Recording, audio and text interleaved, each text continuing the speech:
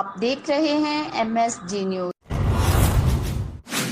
अब खबर शामिल करते हैं डिस्ट्रिक्ट बहावलनगर की सबसे बड़ी तहसील मिंसराबाद के मौजा बस्ती रामूका से, जहां पर गरीब होने के साथ साथ बुजुर्ग पाँव से भी माजूर है। मेहनत कश का अपना घर भी ना होने के बराबर है।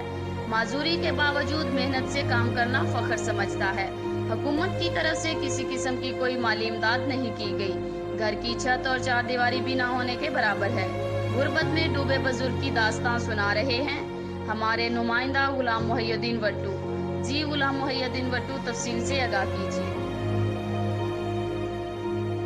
डिस्ट्रिक्ट बहावलनगर की सबसे बड़ी तहसील मिंशनाबाद के साथ बस्ती रामूका में यहाँ पर टाइगर फॉरेस्ट की निशानदेही पर हम मौजूद हैं और एक ऐसे शख्स से आज आपको मिलवाते हैं जो कि पाँव से मजूर होने के साथ साथ अपनी फैमिली से भी तनहा अकेले हैं और इन्होंने इस कोरोना वायरस जैसी मूजी मर्ज़ के दिनों में भी अपनी मेहनत करना नहीं छोड़ी।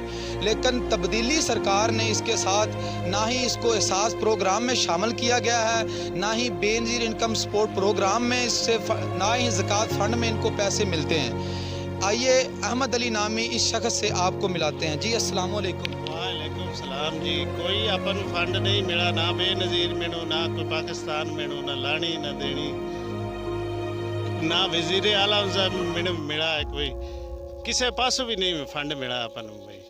ठीक है। तो आप ये जो दर्जियों वाला काम है ये कितने अरसे से कर रहे हैं? ये 35 साल तो मैं कर रही हूँ काम में, दर्जी वाला जी। हाँ हाँ, 35 साल 35-40 साल हो गए। मेहरबानी चकरण में अपने मेरे ते गरीब, हम गरीब मैं जी। ठीक है। आपकी फैमिली में कितने मेंबर हैं? कितने फैमिली मेंबर हैं? कोई मेम्बर भी नहीं है। तो घर की जगह ये जो आपकी अपनी है कि नहीं, रियाए बैठे हैं जी, सिरदारा ने रियाए बैठे हैं।